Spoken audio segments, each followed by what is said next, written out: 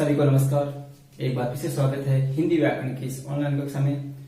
दोस्तों, आज वो टॉपिक आ गया है जिसको आपको कई दिनों से इंतजार था। कईयों के मैसेज भी आए थे कि संधि स्टार्ट करो। कौन सा टॉपिक? संधि।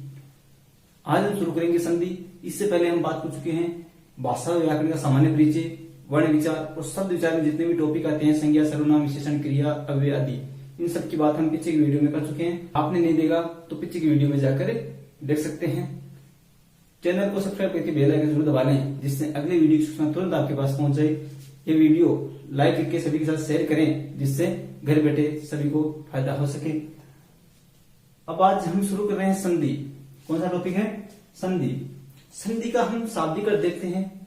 क्या है संधि का शाब्दिक अर्थ? होता है जोड़ना। क्या होता है?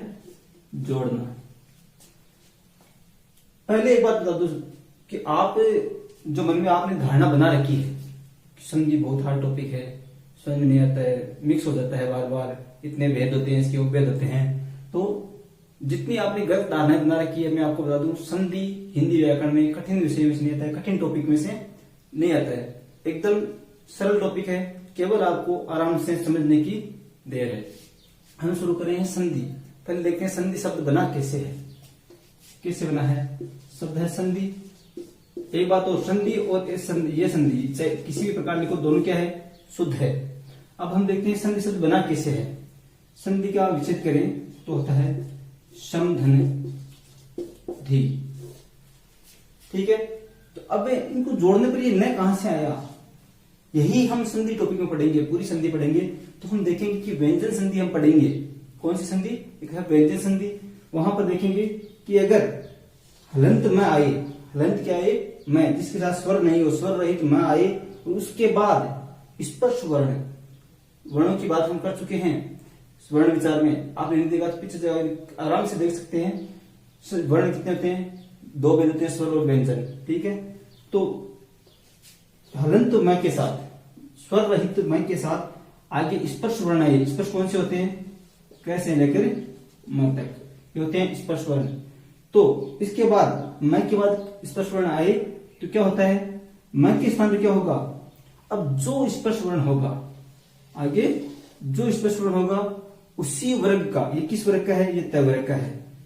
क्या वर्ग? च वर्ग, ये हम जानते हैं वर्ग। तो जिस वर्ग का होगा उसी वर्ग का पांचवां अक्षर इस मैं के स्थान पर हो जाएगा। तो आगे कौन सा तय वर्ग का है? मैं के स्थान पर क्या हो जाएगा? नहीं। ठीक है, तो और है जिस करें से मैं के स्थान पर न हो गया और बचा दी। अब इसको जोड़ते हैं, शब्द बनता है संधि। और इसी के स्थान पर हम अनुस्वार भी लगा सकते हैं और शब्द बन जाता है संधि। संधि का अर्थ हो गया जोड़ना। अब हम देखते हैं संधि की परिभाषा। सटीक परिभाषा क्या है संधि की, किसे कहते हैं? तो दो वर्णों के, दोस्तों, वर्ण ही मिलेंगे, सार्थक पद होते हैं। सार्थक शब्द जो होते हैं, दो शब्द हो गए, सार्थक शब्द ही होंगे संधि में, याद रखना है आपको। संधि विच्छेद में संधि जोड़ते समय ये बहुत ही मेन टॉपिक यही बात याद रखनी है, मेन बात यही याद रखनी है कि दोनों शब्द क्या होंगे? लगभग सार्थक होने चाहिए। तो यहाँ पे देखते हैं दो शब्द हैं, उनका पहले शब्द का अंतिम वर्ण और अंतिम शब्द का पहला वर्ण, ये जो दो शब्द हैं यही मिलेंगे। तो दो वर्णों के परस्पर मेल से इन दोनों के स्थान पर जो भी बोलने में या लिखने में, उच्चारण या लिखने में जो भी परिवर्तन होता है उसे ही क्या कहते हैं? संधि। कोई विकार होना जरूरी है। अगर विकार नहीं होता है तो उसे संधि नहीं कह सकते, उसे कहेंगे संयोग। हम ध्यान से समझेंगे कि संधि क्या है और संयोग में अंतर क्या है। तो जब परिभाषा बात करें, दो वर्णों के परस्पर मेल से उनमें कोई परिवर्तन आता है लिखने में या उच्चारण में, तो वही परिवर्तन क्या कहलाता है? संधि।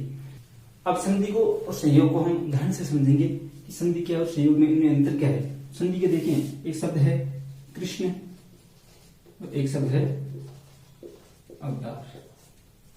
ठीक है, तो अब यहां पर देखते हैं वर्णों का परस्पर मेल होगा। यहां पे अंत में क्या है? क्या है? कृष्ण में क्या है? न में अ है। क्या कैसे बना है? क री से न। इन वर्णों से मिला है कृष्ण। इन वर्णों से मिलकर क्या बना है? कृष्ण। आगे है अवतार। इसके अंत में क्या है? और यहाँ भी क्या है पहले शब्द का अंतिम वर्ण और अंतिम शब्द का पहला वर्ण, ये जब आपस में मिलते हैं, दोनों साथ होने चाहिए शब्द, तो ये जब दोनों आपस में मिलते हैं और उनमें कोई परिवर्तन आता है तो उसे संधि कहते हैं। अब यहाँ पर देखते हैं परिवर्तन आता है या नहीं। अ और अ मिलकर जब समान स्वर मिलते हैं संधि में, दोनों स्वर हैं, वो दोनों समान स्वर जब मिलते हैं तो क्या हो जाता है, दीर्घ हो जाता है। दोनों समान स्वर मिलकर क्या हो जाते हैं, दीर्घ, और अ के सामने क्या हो जाएगा, आ हो जाएगा। ठीक है, तो यहाँ पर क्या होता है, आगे कृष्ण बचा आधा, आगे क्या होता है बता। अब इनको मिलाते हैं तो क्या हो गया, कृष्णा, और एक चीज क्या हो गया आ, तो इसमें परिवर्तन आया है तो क्या है, संधि है। अब हम देखते हैं संयोग, कि संयोग क्या है। जहां पर दो शब्द मिलते हैं और उनमें कुछ परिवर्तन नहीं होता है, दो पद मिलते हैं उनमें परिवर्तन नहीं होता है तो क्या होता है, संयोग। जैसे बात करें, शब्द है पाठ धनशाला, दो शब्द है पाठ धनशाला, अब इनको मिलाएंगे तो क्या बनेगा, पाठशाला। जैसे जैसा मिल गया तो केवल संयोग है, संधि नहीं है। तो ये था संधि। अब हम देखते हैं संधि के भेद, संधि के कितने भेद होते हैं। तो दोस्तों हमने पढ़ा वर्ण विचार। वर्ण कितने होते हैं, दो, स्वर और व्यंजन, यही दो भेद होते हैं। अब इनके मिलने के आधार पर जो जो वर्ण मिलेंगे जहां पर, इन्हीं के आधार पर संधि के हम भेद करेंगे। कैसे, संधि के भेद होते हैं तीन। कितने होते हैं, तीन। पहला है स्वर संधि, पहला कौन सा है, स्वर संधि। दूसरा है व्यंजन संधि,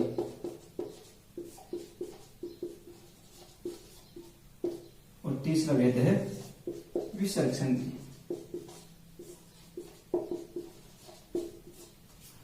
अब हम देखते हैं स्वर संधि, व्यंजन संधि और विसर्ग संधि।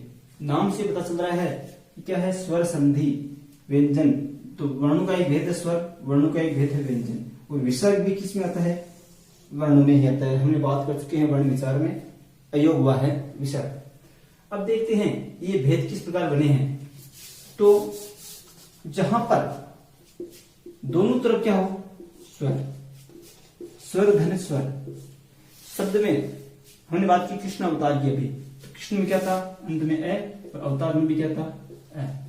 तो ए और ए मिलकर क्या हो गए, आ। तो जहां पर दोनों तरफ स्वर होते हैं वहां क्या होता है, कौन सा भेद हो गया, स्वर संधि। दोनों तरफ स्वर ही होते हैं दोनों शब्दों में, इसका अंतिम और उसका पहला वर्ण अगर स्वर है तो स्वर संधि। अब हम व्यंजन संधि की बात करते हैं। व्यंजन संधि कौन सी होती है, कि जहां पर देखो व्यंजन हम बात कर चुके हैं कैसे, लेकर मैं ये लगा से ये क्या है, व्यंजन है। जहां पर एक तरफ व्यंजन होना बहुत जरूरी है। अगर कहीं पर भी धन के इस प्लस के निशान के दोनों तरफ एक व्यंजन हो तो वहां पर कौन सी संधि हो जाएगी, व्यंजन। अब इसके साथ मेल स्वर का भी हो सकता है, ठीक है, चाहे व्यंजन इधर हो या इधर, ये बात मायने नहीं रखती है, लेकिन एक तरफ व्यंजन होना जरूरी है, वही है व्यंजन संधि। व्यंजन के साथ स्वर का मेल हो सकता है, व्यंजन के साथ व्यंजन का मेल हो सकता है, स्वर के साथ व्यंजन का मेल हो सकता है, स्वर के साथ व्यंजन का मेल हो सकता है। इनके आधार पर ये किसी शब्दों में मिलते हैं और कुछ परिवर्तन होता है तो कौन सी संधि हो गई, व्यंजन संधि। अब बात करते हैं विसर्ग संधि की। विसर्ग क्या है, विसर्ग का निशान है, ये चिन्ह है, ये अयोग है का उच्चारण होता है, इसका उच्चारण किस प्रकार होता है का। तो हम जोड़ने से पहले, प्लस के निशान से पहले अगर विसर्ग हो, आगे चाहे स्वर हो या व्यंजन हो, स्वर भी हो सकता है व्यंजन भी हो सकता है, तो कौन सी होगी, विसर्ग संधि। अगर यहां पर पहले विसर्ग उपस्थित है तो कौन सी होगी, विसर्ग संधि। अब हम अगले वीडियो में बात करेंगे अलग अलग भेद। पहले वीडियो में बात करेंगे दीर्घ संधि की, ये गुण वर्ती जन आदि, इन सब की अलग अलग बात करेंगे। तब तक के लिए आज का टॉपिक पूरा हुआ। इस वीडियो को लाइक करके शेयर कर दीजिए, चैनल सब्सक्राइब करके बेल आइकन जरूर दबाएं नेक्स्ट वीडियो की सूचना आपके पास पहुंच जाए। तब तक के लिए जय हिंद, जय भारत।